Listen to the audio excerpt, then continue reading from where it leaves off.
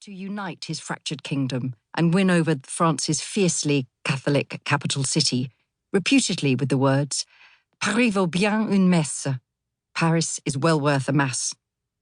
He was crowned in Chartres in February 1594, and his excommunication was lifted a year later. The Edict of Nantes, when it came into force in 1598, was perhaps less a genuine reflection of a desire for true religious tolerance than an expression of exhaustion and military stalemate. It brought a grudging peace to a country that had torn itself apart over matters of doctrine, religion, citizenship, and sovereignty, and all but bankrupted itself in the process.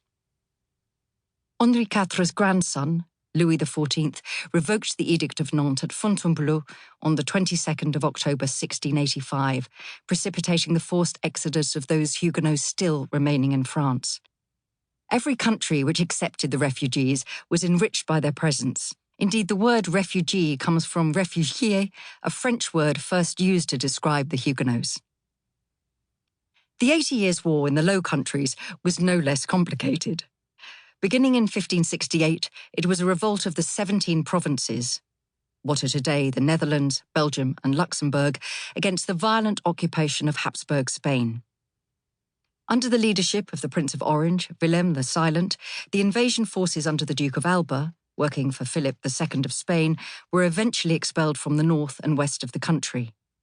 On the 18th of February 1578, the Satisfaction was signed, reconciling Amsterdam and Holland, and on the 29th of May the same year, Amsterdam, the last major city in Holland remaining Catholic, finally became Calvinist in what is known as the Alteration.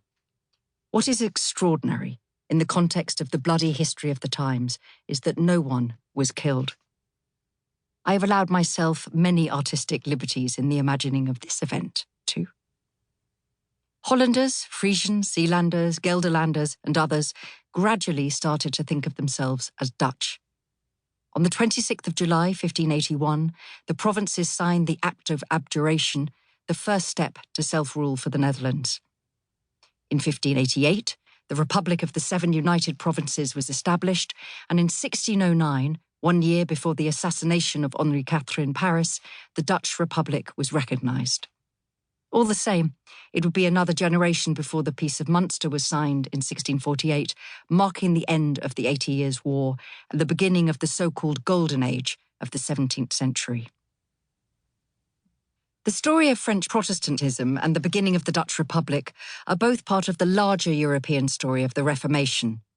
From Martin Luther hammering his 95 Theses to the church door in Wittenberg on the 31st of October 1517, Henry VIII of England's dissolution of the monasteries, which began in 1536, to the missionary evangelist Calvin setting up his safe haven in Geneva for French refugees in 1541, and the sanctuary offered to Protestant refugees in Amsterdam and Rotterdam from the late 1560s onwards.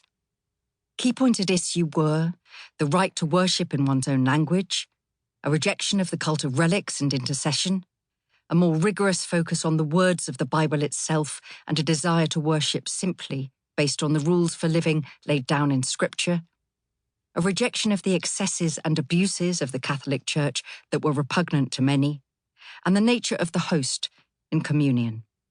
For most people, though, these matters of doctrine were remote.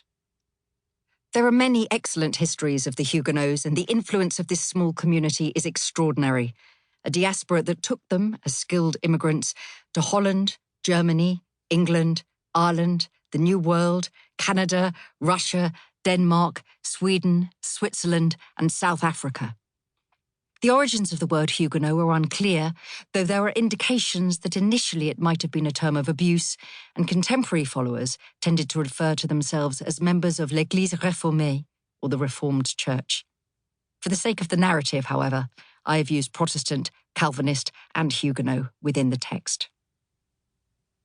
The City of Tears is the second in a series of novels set against this backdrop of 300 years of history, travelling from 16th century France and Amsterdam to the Cape of Good Hope in the 18th and 19th centuries.